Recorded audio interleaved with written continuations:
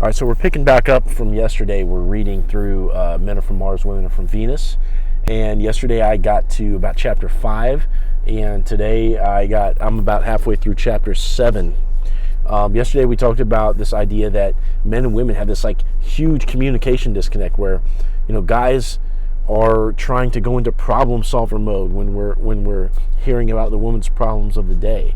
And instead of making her feel heard, we go into solution mode, which totally ignores her ability to feel heard and to express her emotions.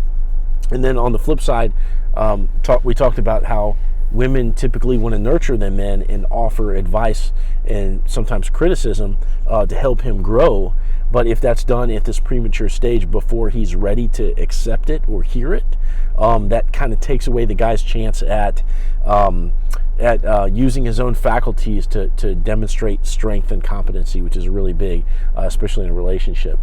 So those are kind of two disconnects that happen. So one takeaway that I got from today was that, and I think I've made reference to this in passing before, but it's like when men communicate, this is all coming out of the book, right? When men communicate, we're using language to convey information and facts.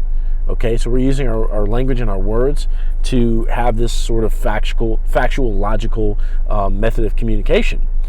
When women use language in their words, I like their words, like use your words, honey. No, they're expressing emotion and feelings too. So it's kind of both for them. Now, that's almost unheard of for a guy, right? Like you don't, like unless like he's fired up or something like that, you don't hear men using their voice as a means of conveying some kind of emotion. Usually we're just baseline, right? We're not injecting a bunch of emotion into a situation. We want to be chill because that lets us feel peaceful inside and respectful to our environment around us. Like we're just like you'll notice, men, we don't get into drama with other men because there's violent consequences of that. We like everything chill. Okay, so we don't use our voice and our language for this sort of expression of feelings and emotion the same way that a woman does. And it's funny. So we take this argument, this example of an argument about the trash. So woman says, you never take out the trash. A guy interprets that as, oh, she literally thinks that I've never taken out the trash ever, even though I just did it 2 days ago. And that's what he'll say. He'll be like, I just fucking did this 2 days ago.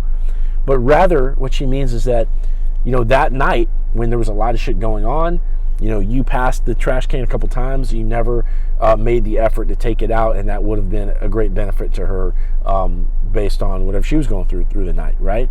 And so we're not hearing the expression of the frustration, we're translating it to the literal meaning in our head, because that's the way we communicate as guys.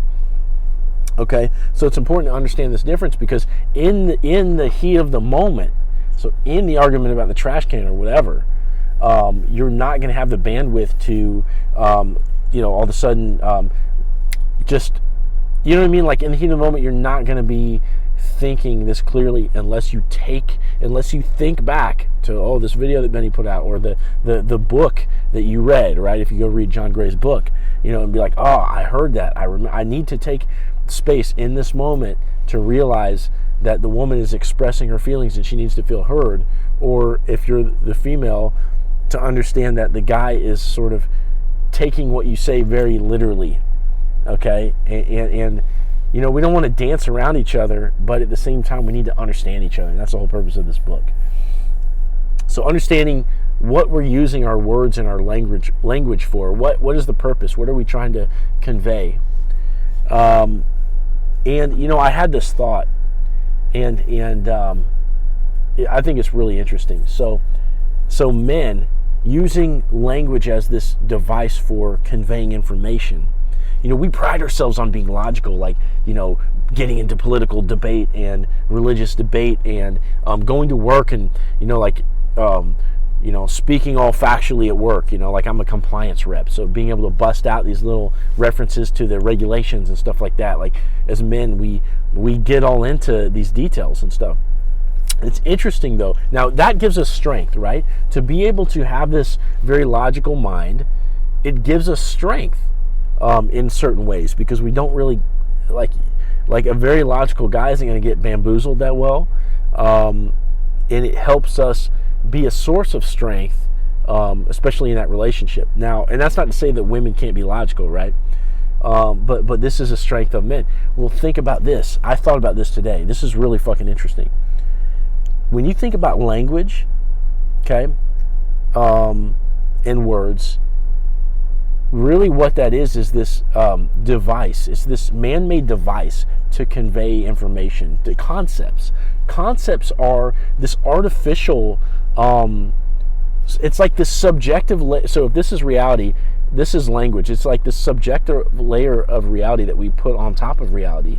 And so we're talking in concepts and ideas, and we're using words, rightfully so, right? Because without language, we would be at a huge disadvantage to communicate. But when you think about true to form reality, so what's out here, right? What can you tangibly experience in the world? Language is a sort of subjective layer of reality that we put on top of it, for purposes of just operating as human beings. Now, when you look at females, the communication that they're doing, expressing their feelings and emotions, this is almost like a next level, present to the moment style of communication. So if we're in our heads and we're thinking about facts and logic, which is a strength, okay, it's almost less true to form in terms of reality. Now that's fucking interesting, because through logic we can have mathematic formulas, and we can figure out how to shoot a rocket off to the moon, and we can do all these really fucking amazing things. But in terms of presence and the spiritual reality in the moment right now, and just this feeling, which is a whole nother level of empirical truth, that is something that women have the grasp on that we don't. And so when they're communicating and they're expressing their feelings, this is like, it's almost like this level of awareness that's happening. It's like they're watching the tone of voice. They're communicating with more than just their words, and they're expressing this whole sentiment. And as guys, it's our, this is the call to action out of this video. It's like take a step back and be super fucking present and try to feel what's going on. Like, feel the body language, feel the tone of voice, feel the words that are being said, but just feel your partner in general. And when we're arguing, this is hard, because we're vulnerable. Like, we can feel attacked. Like, we feel attacked. Like, if you say we never take out the trash, immediately our mind goes to, oh, we just fucking took it out 2 days ago. And so that feels like an attack. But with both parties, we have to observe our differences and kind of hearken back to, video information like this, where you've absorbed this in a moment that's not, it's not this aggressive moment. It's not this period of feeling attacked. And then recalling that in those moments and taking a step back and offering up a little bit more presence, a little bit more understanding, and coming to the table like that, both people. Because if only one does it, you're going to be vulnerable and the other one's going to manipulate. Okay, so that's what I just want to say. So we talked about the different communication styles and our strength as men with the logic. But as women, this is what fucking interests me. I love the topic of meditation, enlightenment, like presence to the moment and awareness, because I feel like that's the critical skill in every discipline. Like, if you're a professional athlete, you need to be there so you can make the free throw, and it's the same thing if you're an air traffic controller. It's like anything, right? And it's almost like as though women have this upper hand on that, being in touch with their emotions in this whole, like, true to form reality, whereas men were almost more in our heads. And this is my little characterization of it, but I thought that was really fucking interesting. Now, the last thing I'll say, when it comes to reading a book like Men Are From Mars, Women Are From Venus, and actively trying to understand your partner,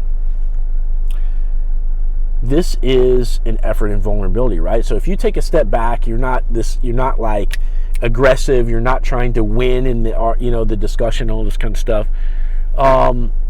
If the other person is being like that, and they don't sense you're being disarmed, and they don't disarm themselves, that's going to be a problem. And so a lot of us get into relationships really early in life. Like I got married, like mid-20s. I thought I was late behind the game because my parents were married at 21. So it was like this really, this whole message of like religious programming, start your family, etc., which is great because I always wanted a family. I love my kids, right? But we get into relationships too soon and we pick the wrong people. Now, when you're putting all this effort in, you're striving to understand the other partner, you could be in a situation that isn't right for you. And it's going to feel almost too vulnerable. It's going to feel potentially just like self-harm if you're putting all this effort into somebody that isn't receptive to this kind of stuff. And I say this because, a lot of people are going through relationship issues, and then they start to get into this stuff, and it's like, then they feel like maybe something's wrong with them because, they want to do the right thing, they want to do right by their partner, but it's like still either not working, or it's just like it just causes more arguments. And I think that it's really important to step back and take a look at the person that you're with.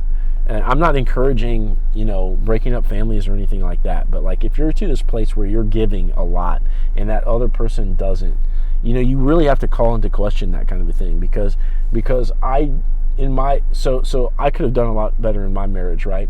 But even today, I look at, for example, the caliber of person that my girlfriend is versus, and my ex-wife is a great person. She's the mother of my kids, but not the right match for me.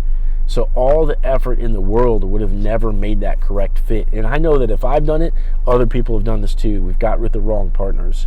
And so I just want to put that in here because if you're spending effort and time to read these kind of books and to absorb these messages, and you really want to make things work with your partner, make sure that work is being put in on both ends, and that they're the kind of person that's worthy of you taking your guard down and changing your life and putting all this effort in, which, God bless you, I hope that's the case.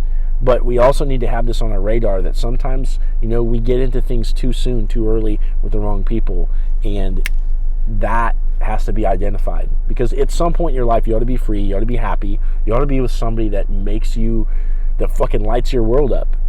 And, hopefully that's who you're with now. But I just want to throw that out there, too, because it's really important. Like, you're putting all this effort in, and it's like it needs to be placed, it needs to be directed towards a place that is safe to do so. And I don't think enough people say that. That's why I'm saying this. A lot of people don't, because it's sensitive. You're talking about breaking up families. You're talking about feelings. You're talking about it's easier to stay with somebody rather than to cause heartbreak and all this other shit. And I'm all about loyalty too, so I say I tread very lightly when I say this, but not enough people say it, so I'm going to say that too. But anyway, that's what I got for today. We're going to keep reading through this book. I'm really excited, and we will see you guys tomorrow.